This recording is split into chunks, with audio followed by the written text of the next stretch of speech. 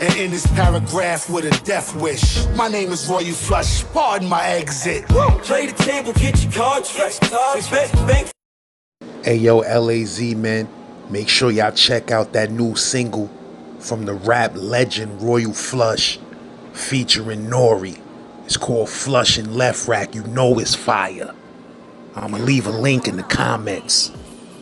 And that's off that new Royal Flush album called The Sit Down. And make sure you check that new single from Chief Cherokee and Royal Flush on the legendary Video Music Box. You heard? The single itself is called Video Music Box. It's the Henny Black, Chief of Royal Flush on the track. Hey yo, LAZ, this is a warning. There will be some stories and some guests on this channel that will be controversial and may stir up bad feelings and bad memories for some. That's not what we intend to do. What we doing on this channel over here is we digging it. But everything is predicated on something else, and I always wanted to find out what did he go through in his life to become what he was. You see, everybody had to go through something to become who they are. Everybody had a cold process. Every diamond has a cold process. You know what I'm saying? I just wanted to know the cold process of his, but I never found out.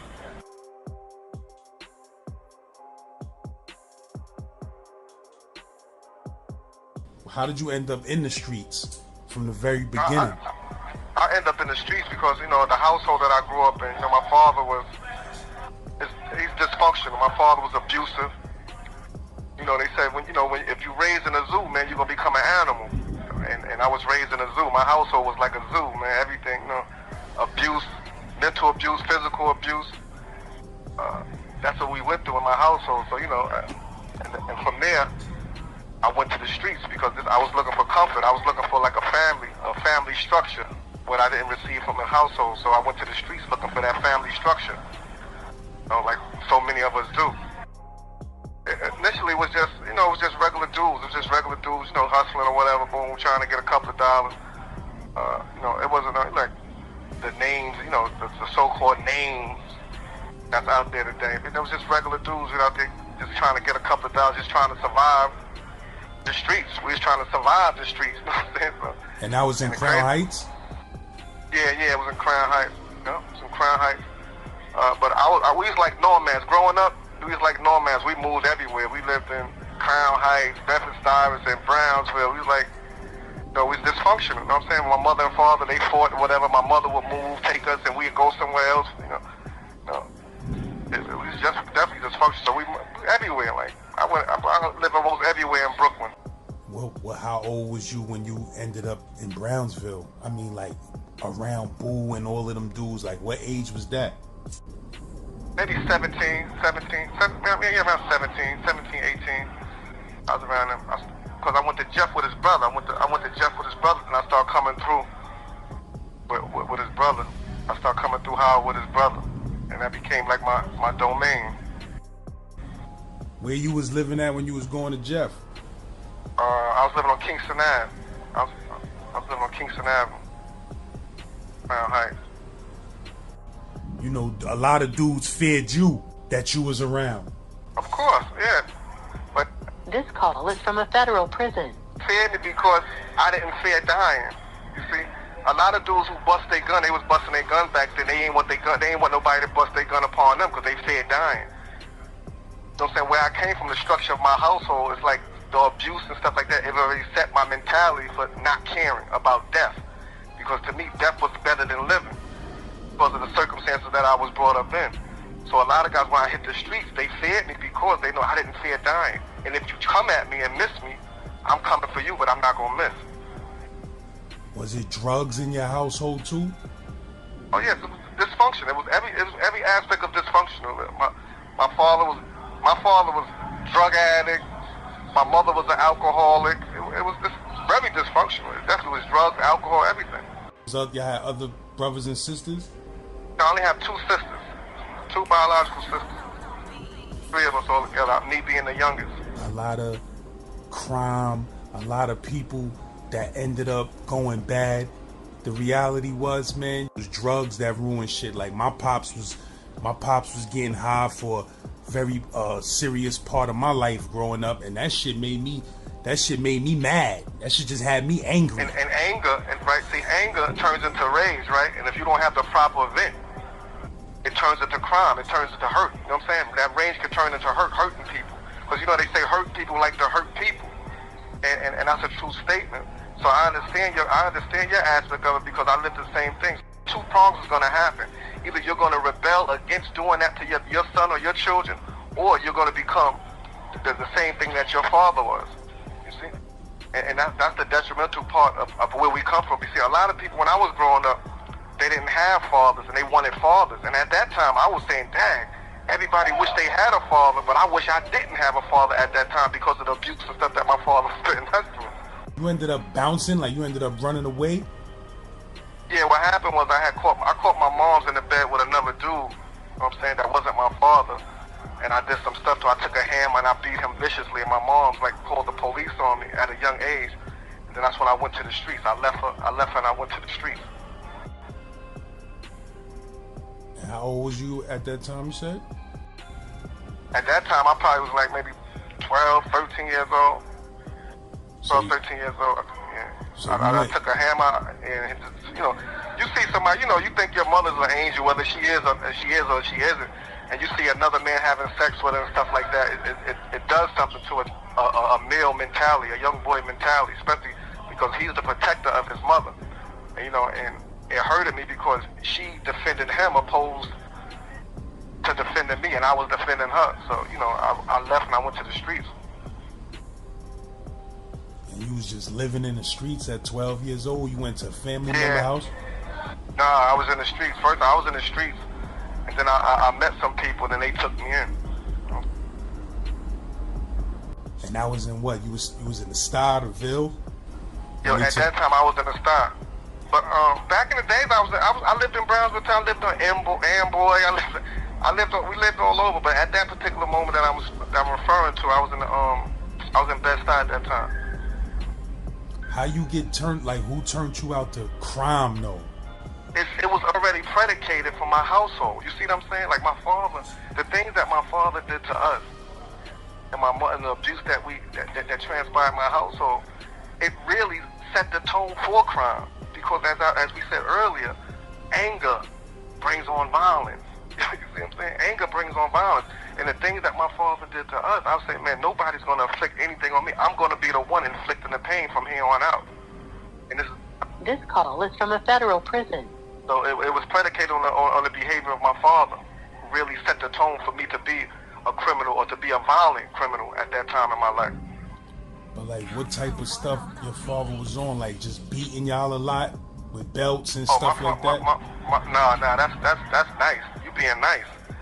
There was times that I see my father beating my mother. I come to her aid and he did some things to me. It was times that I came from basketball practice one time and my father was making my sister give him oral sex and stuff like that. My father was he was a beast. He was a beast. But everything is predicated on something else, and I always wanted to find out what did he go through in his life to become what he was. You see, everybody had to go through something to become who they are. Everybody had a cold process. Every diamond has a cold process. You know what I'm saying? I just wanted to know the cold process of his, but I never found out. Yeah, that's next level shit to have to live around as a kid. Yeah, see, but life is what it is, man. A lot of times we want to, and you got a lot of young brothers too. And I want to be this person, I want to be that person, or people say I want to be Oprah Winfrey, but you don't know what she had to go through to become who she is, or what he had to go through to become whoever you're trying to emulate who he is. You see, it's a story behind it. And sometimes it's imperative that we understand the story so we can understand the people's lives, and we might not want that life because you have to go through the process of becoming who that person was. And it's not good all the time, And you did leave the house. Did you ever would you see your mother and father from time to time? Oh yes, of course. I saw my mother. I saw my mother a lot. My mother's still my favorite girl. You know what I'm saying? Because again, it's something that they had to go through. You see, nobody wake up and say, I want to be evil. Nobody wake up and say, I just want to abuse my kids. Nobody wake up and want to do these atrocities. But it transpires, and something caused it to transpire. Was it the alcohol? Was it abuse when they was young? I don't know. But I understand now, because I've matured, that they had to have gone through something in order to put us to what they was putting us through. You know, so that made me forgive them. That made me forgive them as I matured, because I understand the psychological aspect of it now, that no one wakes up a demon. No one is born a demon. You know what I'm saying? These things are taught to them, these things are taught to them, and it's a learned behavior. You know, they could be eradicated, but some do and some don't. You know what I'm saying? So that one made me give them, because I know they've been through something also. But the thing is that you don't have to perpetuate that. You could be the one who ended. You see, and that was my thing. Now that's why I matured. Now I wanted to be the one who ended that thing. You know what I'm saying? Now I be more conscious and try to lead these young brothers now, not into prison, but a prevention measure from coming into prison, because this ain't the place to be, man. So when was the first time you ever got your hands on a gun? How old was you? I was young. I was teenager. We're running out of time too. It's beeping, so this thing is getting ready to cut off. So I may have to call back, because we lock in at like 3:30, 3:35. So I'll call you back.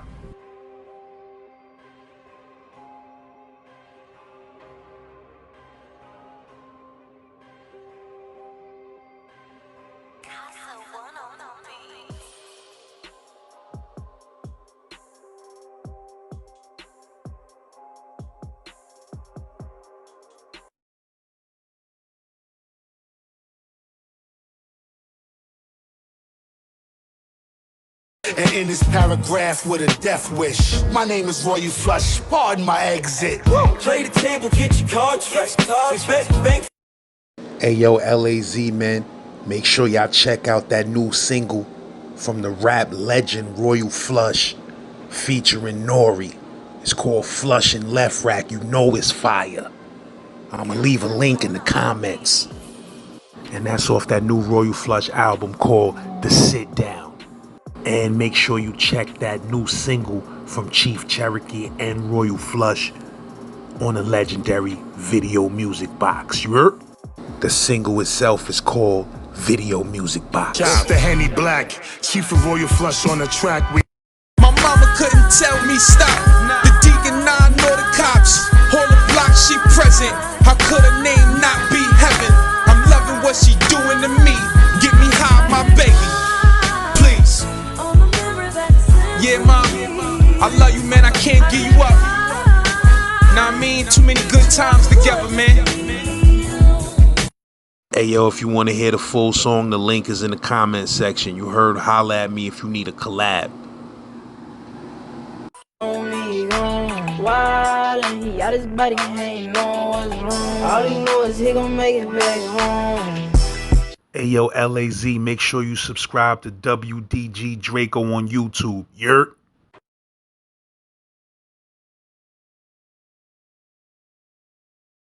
In a deep-rooted criminal psychology and get into the understandings of this thing we call street life. Hey yo, shout out to the bro Danny Cortez making the hottest artwork in New York City. You heard? Check the bro featured in that New York Times newspaper. You heard? Big things, big things. Hey yo, LAZ, if you an artist, a brand, or a business, let me promote you on what I'd like to call the social trinity. YouTube, Instagram, and TikTok all at the same time. Send me an email. Hey yo, type in Stuck in the System st.laz and check out that new interview we just got in. You heard we dropping heavy jewels. That's a whole fact. And in this paragraph with a death wish, my name is Roy Flush, pardon my exit. Play the table, get your cards fresh. Expect bank.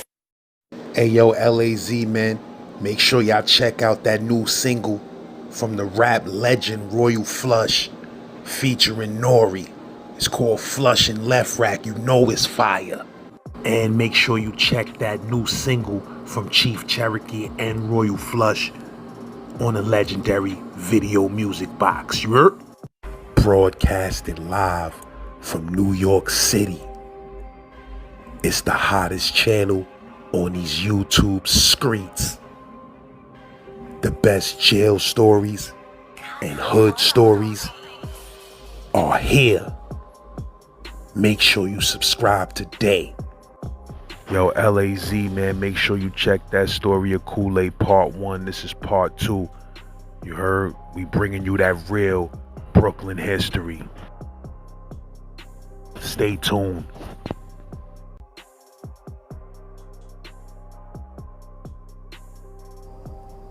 I just want to, I want the record to reflect, because, you know, I'm getting news that I'm supposed to have been like Boo Bear's soldier or worker. I just want, and not to glorify this, right? I'm not glorifying anything of my past because there's nothing to glorify. However, if we're going to speak the truth must be spoken. And I wasn't a Boo Bear soldier, or nor was I a Boo Bear worker. I had Boo Bear in fear. Boo Bear wasn't a shooter, he wasn't a killer, he was none of that. Boo Bear was the person who just wore behind the jury, and he had people around him that'll bust their gun. So, because I used to have... This call is from a federal prison. The spot on the 3rd floor. I used to have Jonah and Crime run up in there and take whatever they want and everything. And Boo Bear did nothing about it. And there's an incident that I just want to share with y'all. It was my homegirl Candy. I don't know if you know Candy, Laz, from Howard? I know who she is, but I don't really know her. She had a spot in one of the buildings too. And one day I was up in her spot, and she came in the house crying. She said, "Yo, Boo Bear and them said I can't hustle out here, shut my joint down." I said, "What?" So, you know, I grabbed the iron, I ran outside, boom, boom, I seen her, boom, boom. And then, you know, and I took care of that. So when she said, "Yo, what happened?" She said, "They said I could sell it here now. What happened?" I think, you know. So I don't want people to think that Boo Bear had me under pressure or I was his soldier. Nothing. It wasn't nothing like that. Nah.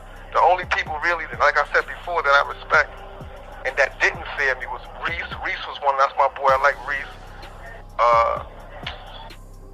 Donnell, my boy. Knowledge. A couple of them, you know, they didn't fear me. They respect. It was a respect level. But Boo feared me. Boo wasn't what everybody's saying he was. You know what I'm saying? I'm not trying to degrade him or anything, but he wasn't. I'm just trying to speak the truth. You know what I'm saying? Let the truth be told. Set that record straight about that. You said you met Boo through TB, through Nikki? Yeah, Tour Boy, his brother Nick, yeah. I met him, I went to Jeff. Me and Nick played basketball at Jeff together. Then I started coming through Howard with him. You know, that's how he met me. Yeah, because dudes keep leaving comments, and dudes is telling me that I'm speaking to, they was saying that you was super duper nice and bald. Yeah, well, I ain't trying to get no bigger hat size, but yeah, I was nice, man. You know what I'm saying? I definitely was nice. That was my sport there. I was nice at basketball. I was nice. I had that handle. I had a real good handle and a good passing game. You know what I'm saying? I ain't have no real mean jump shot, but I had a handle and a mean passing game. So I was nice. I definitely was nice. But, you know, sadly, the streets called, man. You know, like, the possibility I could have made it somewhere, but, you know, the streets called, man. The streets called and I answered, you know what I'm saying? But it's from the upbringing. It ain't like, you know, sometimes you make decisions that you really don't want to make, but you're forced by the predicaments to make them. See, so basketball at that time when I was a young age, or boxing, it wasn't feeding me, couldn't feed me, you know what I'm saying? So just don't. And I think in society where we come from, even the youth that's coming up today, I think we don't want to do wrong, but wrong pay the bills, man. Acting wrong was paying the bills, so, but nobody really want to consciously do wrong, you know what I'm saying? Unless, you know, they're mentally ill or something like that, but wrong was paying them bills, wrong was bringing in the money. Right at that time just took too long, I guess, you know what I'm saying? How was the atmosphere at Jeff back in them days? Like, Jeff was like going to school in the streets. I remember when I first, because I transferred from boys and girls to Jeff. They wanted me to play for Jeff, so I transferred there. And the first week there, I seen a dude chase a dude through the hallway and shooting at him inside the school. I said, oh man. I said, oh man. You know what I'm saying? So I had to start coming to school carrying. You know what I'm saying? I was like, oh man, this is crazy. And That wasn't the case where somebody got killed in there. That was just a random regular shootout or shooting. That was a random shoot. Somebody chasing a dude and shooting at him. Now that wasn't I know what you're talking about, the incident where the guy got killed. Nah, but that wasn't that. Dude was just chasing the dude shooting at him, man. That's shit different. Yeah, because you got to remember, at that time, Jefferson had the worst of the worst. You got East New York and Brownsville on it. At that time, Brownsville was the worst place in the country. It was the worst place in the country. I think I told you the incident where in Howard, when I first started hanging out at Howard, dude told me, yo, man, listen, me and my moms, we getting ready to go cash the check, right? Meet us in the back of the building, book us, and me and you split the money. He setting me up. He set his moms up for me to rob his moms. You know what I'm saying? But I ain't do it. I had a little more conscience at that time, so I started respecting the elders and stuff like that. I was wild in the streets, but I still respect my elders at that time. He was getting high though? Huh? He was getting high? Nah, he wanted me to book his mom. He wanted to split the money. They was going to cash her check. She had a check. And he said, me and my mom's going to cash our check. He said, yo, meet us in the back of the building and book us, and we split the money. That's crazy. Yeah, see, but when you show me stuff like that, see, I don't get mad when people show me who they are. I just believe them. So at that time, I said, I never could trust him. I never could trust him because if he did that to his mother, what would he do to somebody like me? So I never trust him. But that's how crazy Brownsville was crazy. It was the worst place in the country back then. You said that was Howard? Yeah, in Howard. Yeah, Brownsville definitely was out of control. And East New York, both of them was out of control in the 80s. Listen, at that time, I think Brownsville led the country in homicide. But what happened, East New York was catching up, but people was getting killed in Brownsville, and they was taking the bodies to East New York. You know what I'm saying? And that's how they was catching up like that. It was definitely crazy. It was definitely crazy.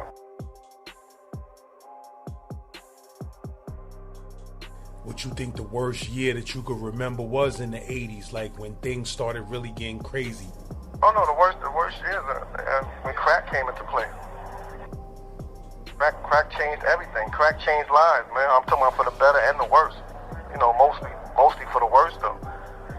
Crack epidemic it damaged everything. It damaged loyalty, it damaged friendship, it damaged family, it damaged everything, man. It's nothing that the crack didn't damage. It damaged everything. It was like it was a snowball effect, man. It was an avalanche, man. I was having a debate with somebody the other day, and they was saying that they think heroin is a worse drug than crack. And I was saying that when crack hit, though, you seen things that you never seen in your life. Heroin definitely wasn't worse than. This call is from a federal prison. The effect that crack had on society is still lingering to this day. Crack is like slavery, right? Crack is like slavery because the effect of slavery is still perpetuated towards black people to this day, and so is crack. So is crack. Crack still have a lingering effect to this day on people, on our black society. Heroin doesn't. You see, you still have heroin addicts, but the effect of heroin doesn't have a lingering effect today. But crack does. Crack is powerful, man. Most of murderers that's running around the hood right now was born addicted to crack or born to parents that was on crack. That's right, yep. Crack baby. That's what I'm saying. It's still a lingering effect. It's still perpetuated. It's perpetuating. Even the mindset. You see how some people, they stop being dope fiends or they stop being crack addicts, but they still have the crack mentality or the dope fiend mentality. You see, so it's still perpetuating. Even though you're not physically injecting or physically snorting this particular thing, you still have the mindset of a crackhead. You see, so it's still perpetuated. And I know dudes that was smoking crack in the streets, and they went and did a 10-year bid and they ain't smoked no crack. As soon as they got out that door, they went back to that rock, man. That shit is sometimes eternal hell. See, but when I was in Greenham, I seen people smoking crack in the yard. But see, a lot of time when people stop, they come to prison and they say they stop, can't tell until they release because people Now, a 4-stop and a sincere stop that you're doing on your own is two different things. Some people, they come to jail, they don't want to go to the box. If they get high, they get caught with drugs, they go into the box. So they fear going to the box. So they rehab. They you know what I'm saying? They ain't even doing the jail, but they in rehab. So now, like you just said, now when they release, subconsciously they still urging, they still urging for that particular drug. And soon, like you just said, soon as they release, they succumb to it. Yeah, they can't go to the box. They can't get sent to the box for smoking in the streets. Exactly. You know what I'm saying? Exactly. When was the first time you could remember noticing that crack was out of control in the streets? I'll give you an instance. I remember one time a dude came through, right? He said he's selling a vest. He had a bulletproof vest he was selling, right? So he said, yo, Kool-aid, I'm selling a vest. I said, yo, how I know it works? He said, I'll try it. I said, you'll try it? He said, yeah, I'll try it, right? So I took him into the basement, and he had the vest on. He put the vest on. I had a 38 at the time, and I hit him. Boom! So he said, ah! He started yelling and screaming, running. He running around in circles. Ah! And as he's screaming, he's ripping the vest off, and he said, I told you it worked. I said, oh, man, this is crazy. I gave him the bread or whatever, boom. He had a knot protruding from his joint. He had like a knot. The bullet hit him, he had like a knot, but it worked. And he tried it. You know what I'm saying? He tried it. He said, I'll try it. For crack. It's another, I'll give you another example. My man back in the day, he had a swimming pool in his backyard, right? So we driving around Brooklyn, we asking people, could they swim? Could you swim? Everybody who said, we said, no, they can't swim. So he takes, let me like 6 people. We drive to his house in Long Island. He takes the crack, right? And he throws it in the swimming pool, and all of them jumped into the water trying to get the crack. None of them could swim. I know it was serious, man. And in this paragraph with a death wish, my name is Royal Flush, pardon my exit. Play the table, get your cards right. It's the Henny Black, Chief of Royal Flush on the track. LAZ, make sure you follow Austin Block Records LLC on all platforms. You heard? Facebook, YouTube, Instagram. Hey, yo, LAZ, if you pushing a good vehicle, make sure you pull up on my bros in Brooklyn, in East New York, 225 Montauk, you heard? Brooklyn Splash. This is a father and son black-owned business car wash that's popping in BK. Make sure you pull up, tell them LAZ, Z-Man Suicide Polo with the Ski Man sent you, you heard? Once again, that's 225 Montauk between Pickin and Belmont. Broadcasted live from New York City. It's the hottest channel on these YouTube streets. The best jail stories and hood stories are here. Make sure you subscribe today. LAZ. Hey yo, LAZ, this is the 3rd installment to the story of Kool-aid. You heard? Make sure you seen the other 2 episodes. Now, I mean, if you're new to the channel, make sure you subscribe, hit that bell so you get a notification every time I drop something. You heard? Also, some of the stories we talking about in this series come from this book, Convicted at Birth, written by Kool-aid himself. That's on Amazon. Right, I'm sitting in the bullpens. So this kid said, when I catch this nigga Kool-aid, I'm gonna blow his head off, right? So he's sitting there talking to me.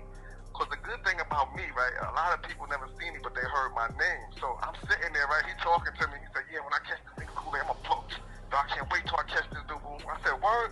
He said, yeah, when I catch him, I'm telling you, I'm blowing his top off, right? Boom. So, you know, after that, you know, I don't like to glorify. I really don't want to get too deep in it. So, you know, what he said he was gonna do to me, happened to him right there. You see what I'm saying? So, man, I was illiterate when I went to jail at 19. I was illiterate. I couldn't read and write. At 19, I couldn't read and write. I was illiterate. I remember being on Rikers Island. I used to have, like, dudes reading my mail for me. I said, yo, I'll give them a mail. Yo, check this out. What this girl talking about? And then they'd tell me, boom, I said, oh, because I can't read, but they don't know I can't read, so they read my mail for me. And so, and that made me a little more aggressive, too. Not even though I had a terrible childhood, a terrible upbringing. The inability to read also makes you frustrated and ready just to rumble, just to be mean. You know what I'm saying? Because you don't know what's going on. It's like going in your house right now, right? And all your lights is off. It's pitch black, and you got to go to the bathroom in the dark. You got to cook in the dark. You got to do. And this is how unable to read. This is how it is. It's like you're in the dark. You know what I'm saying? It's like it's crazy. You know what I'm saying? And so when I learn, and now when you learn how to read, it's like someone turned on the lights for you and made you go into the bathroom, cooking in the kitchen much easier. You see what I'm saying? So it was like, it was hectic, you know what I'm saying? So school wasn't really, we had to go to school and stuff like that, but man, I wasn't going to school. I was a class clown. I wasn't, because I was always taught that I was stupid, that I'll be nothing. This is by my father. So I believed this, I accepted this from, you know what I'm saying? It's called a self-fulfilling prophecy. This is what it was a person constantly telling you, you're going to be nothing, you're going to be nothing, you're dumb. You start to walk into those footsteps and becoming exactly that. And that's what happened with me, you know what I'm saying? So when I went to prison at 19, I couldn't read and write. That's deep shit. And then, you know, a lot of dudes don't understand that if someone can't read and write, they know that other people is cruel with that shit. Like, they won't understand that you may have had a fucked up upbringing where school, you didn't really hit the nail on the head with school. They'll just be trying to make fun of a motherfucker who can't read and write. And that make a nigga just want to go upside heads. Exactly. That's because you're already frustrated based on that, right? But then again, there's so many people, man, we rather understand. We rather be understood rather than understand. So we don't have that empathy because, you know, if you can read and write, no, it's so many people. I call it. I always tell people, listen, man, don't burn down the college once you graduate. And that's what so many people do because they've learned, they became a certain status in life. They can read, they can write. They'll belittle those who can't. You know what I'm saying? Forgetting that once upon a time, you couldn't read or write. But this was happening because, especially as children, you know, children don't bite their tongue. So my sisters used to tease me. My sisters used to tease me and stuff like that because I couldn't read and write. They used to ask me to spell certain words and stuff like that, and they know I couldn't do it. But now they come to me for certain things. They come to me and ask me certain questions about life and stuff like that because, you know, I evolved. You know, and that's the important thing to do. Crazy thing is, I just was mentioning it on an interview I did the other day on another channel. Like, a lot of people don't know the government, they base the amount of prisons that they're gonna build on how many kids come out of the 3rd grade not being able to read in the cities. They know. We're gonna talk about that. This getting ready to hang up, but we definitely gonna talk about that. How it, man, it's already set up for us to feel. How it's set up for us to feel, especially with the ignorance, the violence, and stuff like that. And prison is the ultimate goal for our inner city kids, and this is where they want them because this is their money maker. So this is the ultimate goal for them. Was you ever in C-74? I was in there back in the days for a minute though, because for a minute I was in Fort Building. What year was that when you came through there? Well, 87, like 87, something like that. How that shit was in 87? It was off the hook, you know, like cool, you know, it was crazy, man. You know, young dudes, testosterone, high level testosterone flowing around, young dudes, everybody trying to make a name for themselves or hold up the name that they already made for themselves. You know, or so they think, you know what I'm saying? So it was crazy. It was definitely hectic. Yeah. Even when I came through in 89, it wasn't the Ford building, it was the, I forgot, I went to Brooklyn House first. But even Rikers Island back then was, you know, crazy. It's same, yo, listen, it don't change, man. Only thing changing in this life, man, is technology, man. People stay the same, and the same thing that transpired back then is transpiring today, probably going a different level or whatever, but it's the same thing. People don't change, man. People still, you know, we still got some lost young black brothers and sisters that they still trying to make a negative name for themselves, opposed to a positive name, so it don't change. But I remember, you know, because when I came through, I had some beef. I remember I was in the bullpens one time. Right, I'm sitting in the bullpens. So this kid said, when I catch this nigga Kool-aid, I'm going to blow his head off, right? So he's sitting there talking to me. Because the good thing about me, right, a lot of people never see me, but they heard my name. So I'm sitting there, right, he talking to me. He said, yeah, when I catch this nigga Kool-aid, I'm going to blow. So I can't wait till I catch this dude, boom. I said, word? He said, yeah, when I catch him, I'm telling you, I'm blowing his top off, right? Boom. So, after that, I don't like to glorify. I really don't want to get too deep in it. So, what he said he was going to do to me happened to him right there. You see what I'm saying? So, it's just crazy that people say things about people and don't even know how they look. This call is from a federal prison. This dude didn't even know that he was talking to the person he was looking for. You know what I'm saying? So, but it's mad story. Then I had one dude, like, because before, when I was younger, my name was Junior. I'm named after my father. I'm a junior. So that's what most people knew me as, playing ball and stuff like that. And when I was boxing, dudes knew me as Little Junior. So you got some dudes that was looking for me, but didn't know that I became Kool-aid. So when they met me, they met me in jail. They said, "Oh, so, yo, June, what's up, yo?" Yeah, and they started talking. I said, "That's me, man." He said, "Oh man, yo, you my man, you my man, yo, I was looking to do something to you, boom, boom."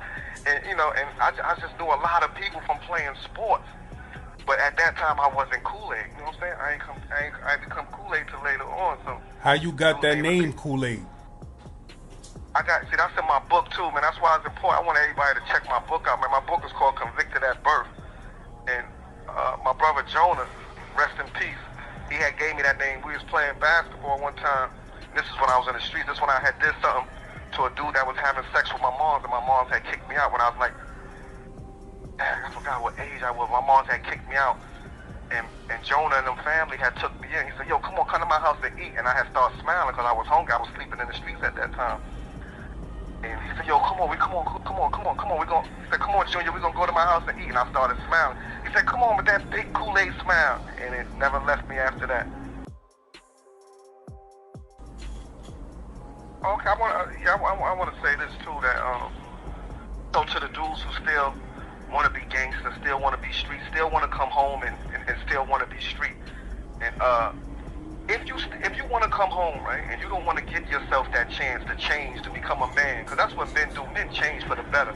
But if you don't want to give yourself that chance and you want to take a chance and go back to the streets, when you take a dive, man, when you fall, stand up, man, have balls. Take your time. Take the time that you're supposed to get. Don't tell on nobody so you can get less time or whatever, boom, because you chose to go back to the streets when you had a second chance. You know what I'm saying? I'm referring to people like he came home and he brought me and my two co-defendants in for a 33-year-old case, and that's why I'm back in prison for a 33-year-old case. And me and my two co-defendants were out there doing good, doing fantastic, living good lives. I was talking to the youth. I created my own program. I had my own talk show. You know what I'm saying? I was going to colleges and doing speeches. And because he didn't feel that he could do right, he went back to doing wrong, and he fell, and he brought people down with him for a 33-year-old case. You know what I'm saying? And I think y'all know too, though, that was my man Uwe from Brownsville. That was his co-defendant on the case. And that's what I'm saying. Just, have balls, man. If you say you gangster, stay gangster. I'm saying that's why it's important that people stay in their lanes, man, because if you don't stay in your lane, man, you're liable to crash.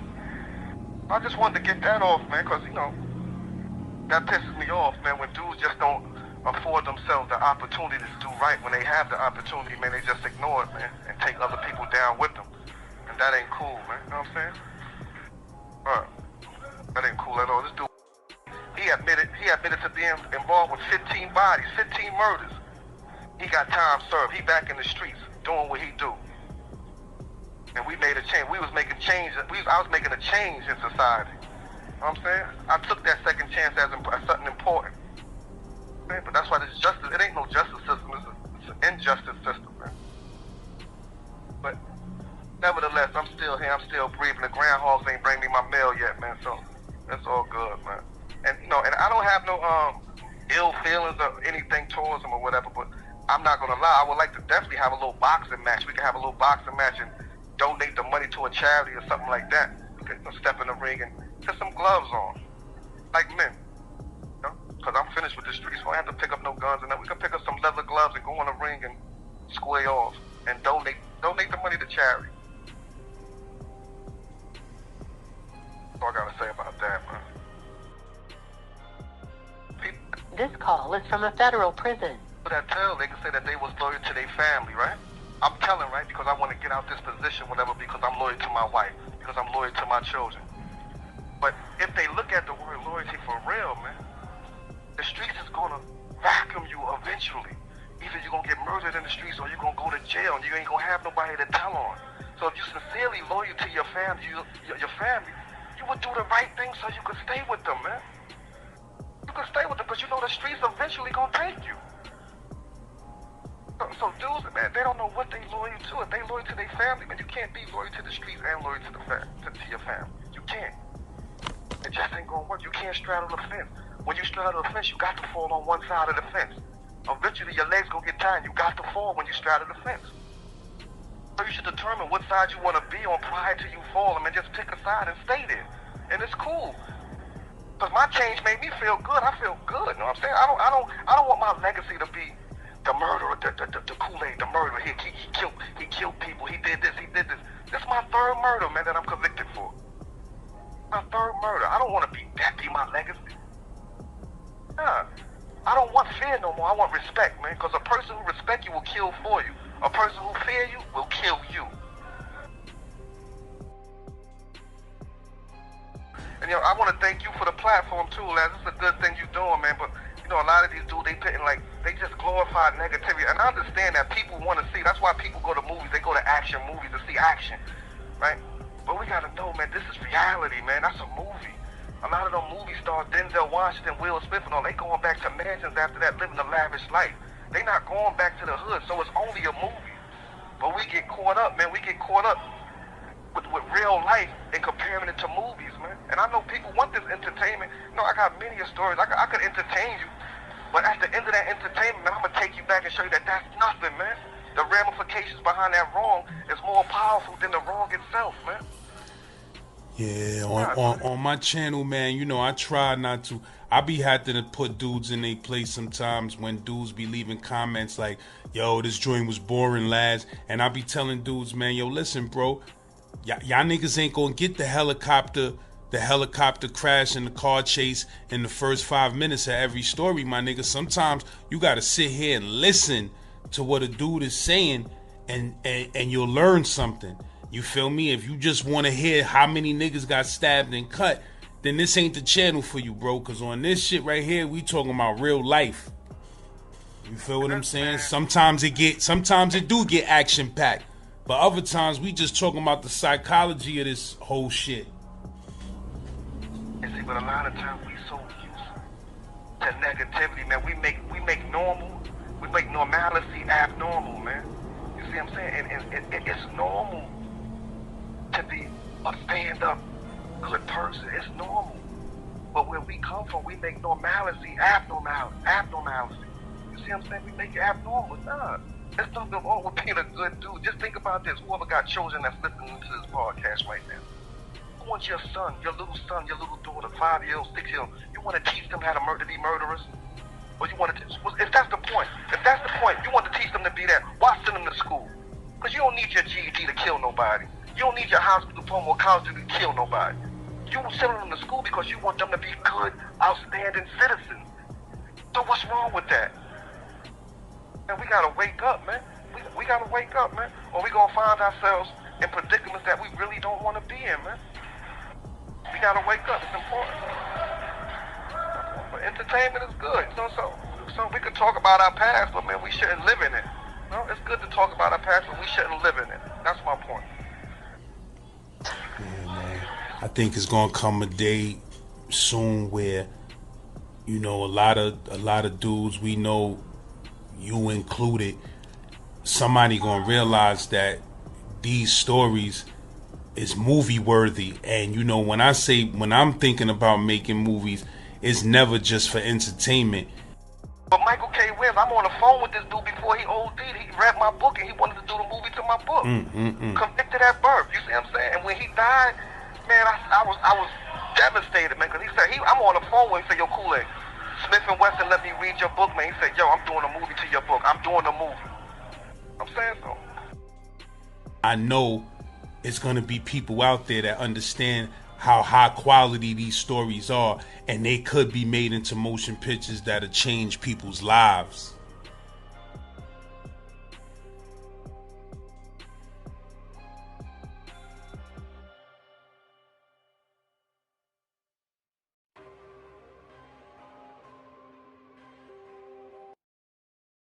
And in this paragraph with a death wish. My name is Royal Flush, pardon my exit. Play the table, get your cards right. It's the Henny Black, Chief of Royal Flush on the track.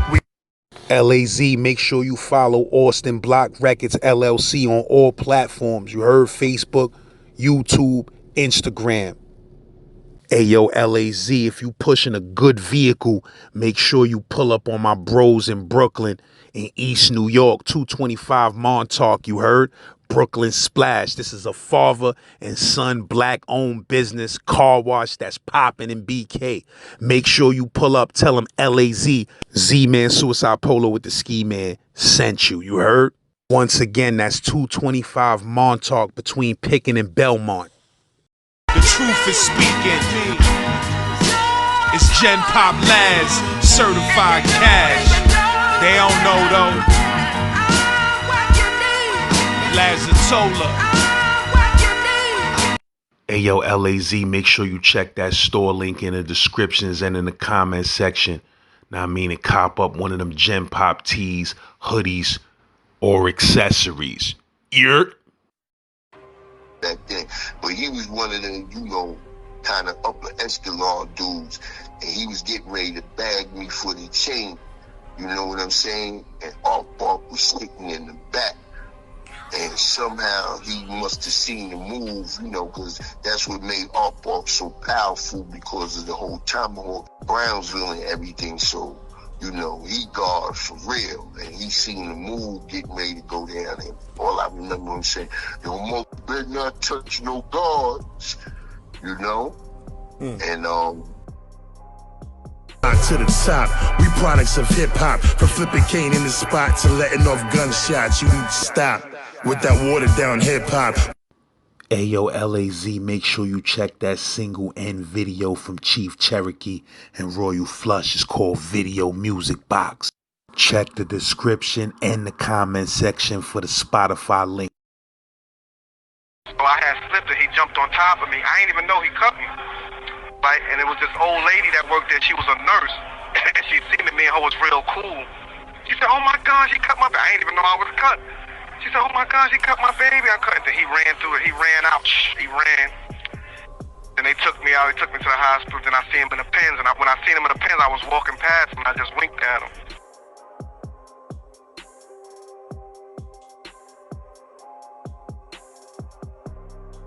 I mean, yo, I wanted to ask you, like, you know, that picture of you and Pac, like, how did you meet Pac? Like, when was the first time you met son? Like, No, see, I knew Pac before that.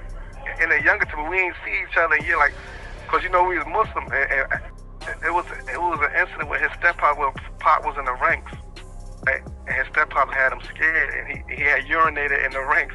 That's when his moms and them had broke out and went to Baltimore. They was in Harlem, went to Baltimore. what you mean? You talking about back in the days? You talking about when y'all was kids? Yeah, back in the day, younger, yeah, kids, younger. Somebody in my family knew his mother, and we was in the masjid. We was in a masjid, and he was nervous, and Pac had urinated in the rank. We was young though. I ain't trying to say it ain't like disrespectful towards him. That's my point. That's my point. And then that's when his mother had broke out, left the step pops. What, you mean his step pops was on some abusive shit and he got scared and pissed on? Yeah, he was aggressive. Yeah, he was aggressive. How old you talking? How old was y'all at that time? Like, he's younger than teenagers. Definitely wasn't teenagers. Younger. And he remembered you in Clinton. You reminded him who you was. Yeah, I reminded him. He said, "Oh yeah." Then we got, then we started hanging out. We in the yard together, chilling out, eating. He gave me a picture too with him and Jada Pickett. He gave me a picture with him and Jada Pickett too.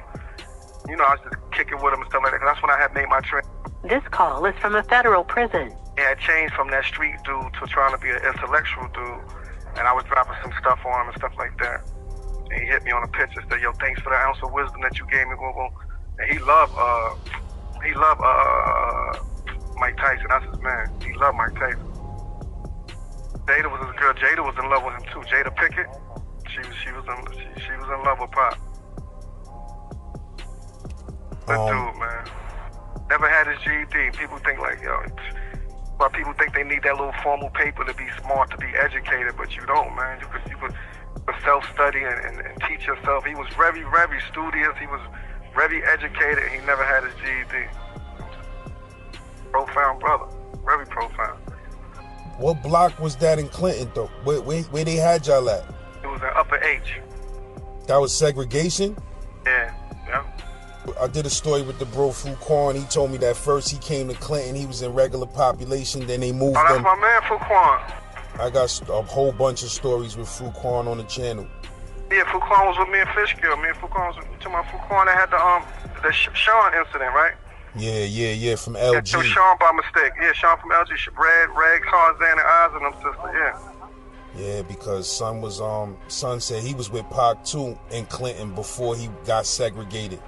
Yeah, that's why I was there with him, man. That was my eating partner and all that. Yeah, that was my boy. My boy right there. Yeah, boy. bro. He was telling me about the incidents he was talking about a lot of stuff though, about, the kid Stretch incident. He was saying, he was telling me about some incidents and stuff like that, what happened and all that. Boom, I was like, man. Good dude, man. But you always gonna have haters, man. Even this the crazy, man. I say this all the time, man. People love to hate, but hate to love, man. You know what I'm saying? For real, they love to hate, but hate to love. And cause my nephew was telling me that somebody on my page said something about they supposed to be my family or something like that. First and foremost, they not my family, whoever it is, and because I make a distinction between family and relatives. And it's by chance that they might be my relatives, but they definitely not my family. And if they wasn't in the household, how could they say what occurred or what didn't occur in the household? So, but people always gonna hate, and that's just the bottom line, man. But my thing is this, man. It's just, even in this environment that I'm in one of the worst penitentiaries in the country, right? But there's some people who just seek attention, whether it's negative or positive. So I wouldn't even erase their comments, man. They need attention. They need a little minute of fame or whatever they're seeking. And they have to be them. Everybody has to be them in life, you know what I'm saying? That's that. And whoever he or she is just being them, you know what I'm saying? Although they may have a lost identity of who they are, they're striving to find it or be themselves. So give them their little minute of fame or whatever, because it doesn't hurt me. I'm secure in my stance, man. And I'm good with it. You know what I'm saying? I'm good with it. But it could be somebody it could be a guy that's waiting for his transgender operation or whatever, and he's emotional, so because he can't afford the transgender operation, he's expressing his emotions that way. And it's all good. You know what I'm saying? So I don't have to lie to chase clout. You know what I'm saying? People who know me or heard of me know that who I am or who I was in society, and I'm not talking from a negative standpoint, because I eradicated the negativity and I became a positive individual in the community, uplifting the youth. So, but he or she lied to my mother couldn't handle me at the age of 10 or whatever, boom, boom. There's nobody I love more than my mother. Now, I'm going to speak the truth, whether it's against myself or not. My mother was an alcoholic, and she had sex for alcohol. You know what I'm saying? If it's me, I'm going to speak the truth. If it's my mother, I'm going to speak the truth. And I love no one more than I love my mother. I love my mother to death. But however, I'm going to speak the truth. Even when I was writing my book, when I asked my mother, I said, I'm going to tell some things about what Daddy was doing, what my father was doing. She said, okay. And I said, Mom, I'm going to speak the truth about you too. And at that time, she said, no, don't write the book, then don't write it. I said, nah. I said, it's not fair, Mom, that I can speak the truth about him, but refrain from speaking the truth about you. And this is something that I can't do. So whoever he or she is, man, maybe they don't even know him, because I don't fear anyone, so I don't have to lie. People know what I'm lying for. Who do I fear? So I don't know I'm trying to obtain anything through my lie, through what he perceived or he or she perceived as a lie. So it's all good. Let them have their minute of fame or whatever, but then I just hope they get their money up for their transgender operation, man. Beautiful, Laz. You know why? Because when people talk about, even in this environment that I'm in a prison environment, people talk behind your back. They say things. They inadvertently say things. To me, that's a coward, because you didn't say it to me, and I don't feed into it if you say it behind my back, because that's just proving that you're a coward. And I let cowards even need their position. So you stay in your position. As long as you don't confront me with it, you remain a coward, and I'm all right with that. It's okay. It's okay. Okay. Whoever he or she is, it's okay, man. Everybody wants to know about that situation that happened in Brooklyn House, when you got cut in Brooklyn House. Well, we came to the gym. It happened in the gym. I was with my man, who was with me? Bess, Squirrel, Low Crime at the time. Kid came up to me and asked me who I was or whatever, boom, boom. So we scrapping. Me and the kid Ike, we scrapping, boom, boom. I'm hitting him because, I used to box. So I'm getting him, but I was little at the time. I was always little. And when I came in, I was little. So I had slipped it. He jumped on top of me. I didn't even know he cut me. Right? And it was this old lady that worked there. She was a nurse. And she seen me and her was real cool. She said, oh my gosh, he cut my baby. I didn't even know I was cut. She said, oh my gosh, he cut my baby. I cut it. Then he ran through it. He ran out. He ran. Then they took me out. They took me to the hospital. Then I seen him in the pens. And when I seen him in the pens, I was walking past him. And I just winked at him. Right? I just winked at him, and that was it. That's how the incident happened. I think that he went home like a week later. I heard he got killed or something like that. That was Ike Livingston? Yeah, Ike Livingston, yeah.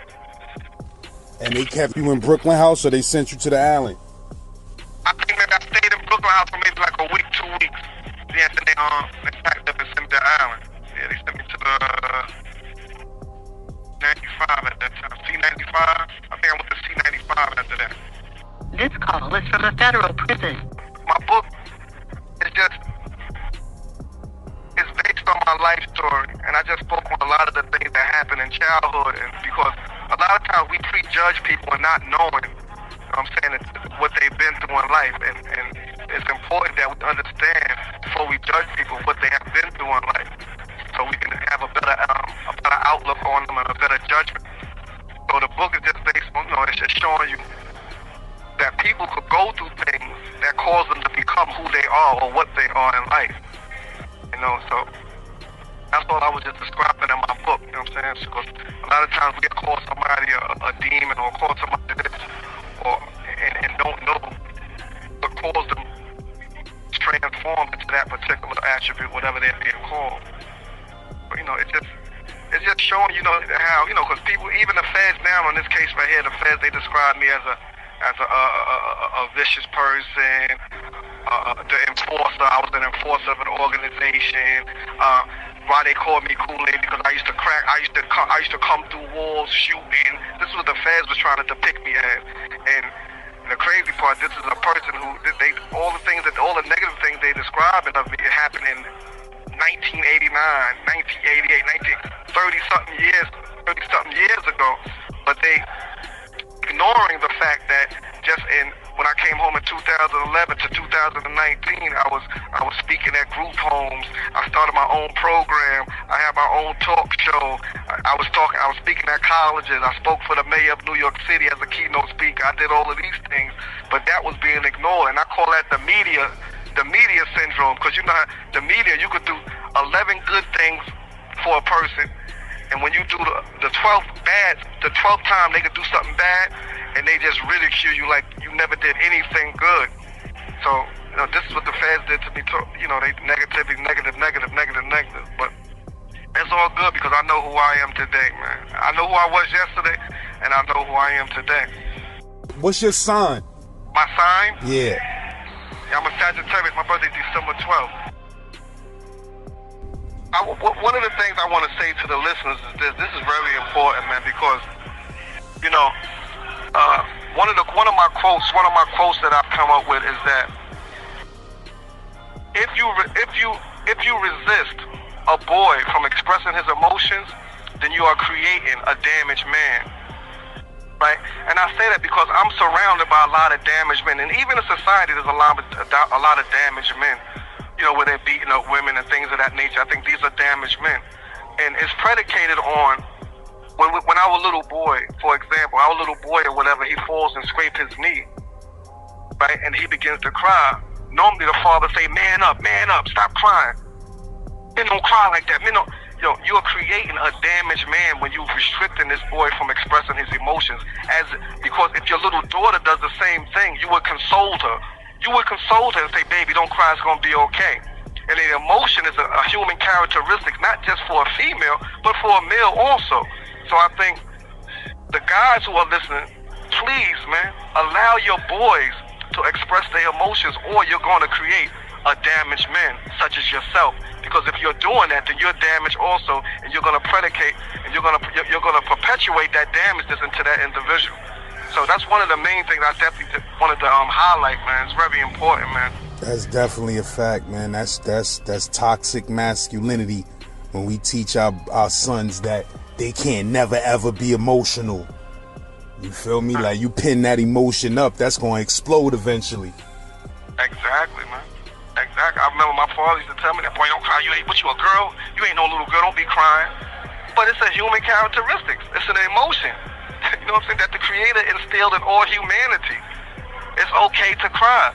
You see, and it doesn't make sense. So a lot of guys too, and a guy was in here, I was just having a conversation with a brother in here. He was saying, I couldn't show my weakness. I said, man, it's a strength for a man to show his weakness. It's a strength. When we deal with vulnerabilities, man, people say, yo, I can't show my vulnerability. No, it's a strength to show your vulnerability. It's okay to be vulnerable, man. It's powerful, man, to say, yo, I got a weakness, man. Yeah, I'm gonna tell you, bro. That's why they loving you on this channel already, man, because you know you talking about your vulnerable side, and that's how this channel blew up, bro. This channel blew up because everybody I had on here, including myself, I ain't leave out the losses. When shit happened to me, I let it be known. You feel me? When I was scared, I told niggas I was scared to death. Coming through Comstock, 17 years old, in a max jail. No hair on my face, looking like a My Little Pony. You feel what I'm saying? Coming through the stock, I was scared to death. And it's okay. See, that's what I'm saying. And but most people, most these so-called gangsters, they think as if they don't have any vulnerability. Yes, but they just masquerade them. They hide them better. But it's okay to express them. You see what I'm saying? And I would say this about the losses, because to me, some people who strive for success, they don't see roadblocks. People who have a mindset of failure, they see roadblocks. People who strive for success, they see stepping stones. So, in order to become who you are in life, you have to go through what you had to go through in life. And I don't see it as a loss, because look at the platform or look at the individual you have become today. So everything in back of you was just pushing you to your success. So I don't visualize it as a loss, because you didn't lose anything. All those things behind you allowed you to gain the things that you've gained today. You didn't lose, brother. Unless you still have the mindset of a lot of individuals. When I came home after doing 22 years, I still see some people on the same corner. They've lost because they're still doing the same thing at the age of 40-something, 30-something, 50, that you was doing at the age of 18, 19, and 20. Then you have lost tremendously. You have lost tremendously. Facts. You got a mental illness that you need to address. And I was talking to a brother here today. Just today I was speaking about this, is that it's so sad that we don't see the things as traumatic. When we walk over a dead body where we come from, it's normal to us. Right? When we hear gunshots, it's normal to us. When we see syringes, crack rounds and all that in our streets, it's normal to us. But we normalize abnormality. All of this is not normal, man. Abuse of our mothers and our fathers and stuff like that. It's not normal. But we are so used to it that we normalize it. And it's sad, man. It's sad. And this is why it's important for us to study and get out of that, man. Get out of that cycle, man. Or we're going to continue to repeat the cycle. We're going to continue to repeat it. Yeah, man. It's things we experience casually that, you know, other races, creeds, and cultures, you know what I mean? People from different walks of life, they might be in therapy for 5 years for that. Exactly. And we ain't never have no therapy. We just have to suck it up and say, this the hood. And this is why we're still damaged, man. But I call us damaged goods, because if you got a piece of fruit that's rotten, you take out the rotten piece and you still got good left. So we're still damaged good, but man, but don't ignore the good in yourself. That's all I'm saying.